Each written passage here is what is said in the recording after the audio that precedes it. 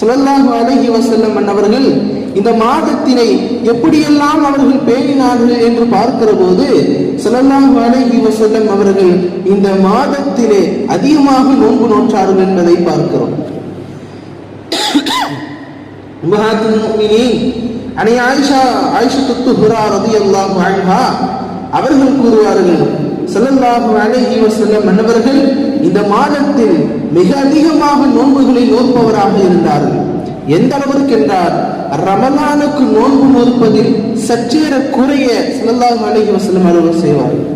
அதிகமான நோன்புகள் நாம் ஹதீஸினுடைய விஷயங்களில் பார்க்கிற போது, ஹதீஸுகளில் பார்க்கிற போது 15 நாட்கள் 20 நாட்கள் எல்லாம் ஸல்லல்லாஹு அலைஹி வஸல்லம் அவர்கள் நோன்பு விழித்தார்கள் என்பதை பார்க்கிறோம். எனவே அருமைக்குரியவர்கள், இந்த மாதத்தில் சங்கை மிகக்கூடிய ஒரு அமல்களில் ஒன்று நோன்பை நோற்பது. ஸல்லல்லாஹு அலைஹி வஸல்லம் அவர்கள் இந்த மாதத்தில் நோன்புகளை நோக்கிறார்கள்.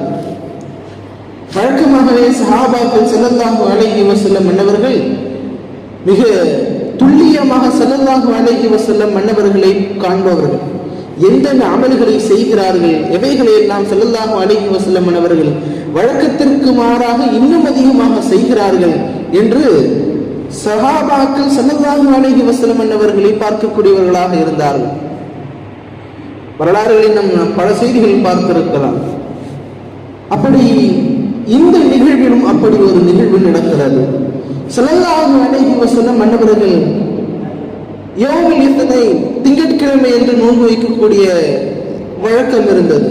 அதே போல ஷஅபான் மாதத்தில் அவர்கள் நோன்புகளை நோற்பவராக இருந்தார்கள். அதுவும் குறிப்பாக நிஸ்ஃபு ஷஅபான் லைலத்துல் பராத்தினுடைய இரவில் ஸல்லல்லாஹு அலைஹி வஸல்லம் அவர்கள் நோன்பு பிடித்தார்கள்.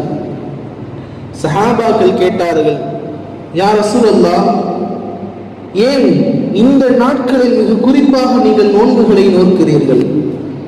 ஸல்லல்லாஹு அலைஹி வஸல்லம் அவர்கள் அவர்களுக்கு பதிலளித்து கூறினார்கள், நிச்சயமாக நான் அல்லாஹ்விடத்தில் என்னுடைய அமல்கள் உயர்த்தப்படுகிற போது நான் நோன்பாளியாக இருக்க வேண்டும் என்பதை நான் விருப்பப்படுகிறேன் என்றார்கள் ஸல்லல்லாஹு அலைஹி வஸல்லம் அவர்கள்.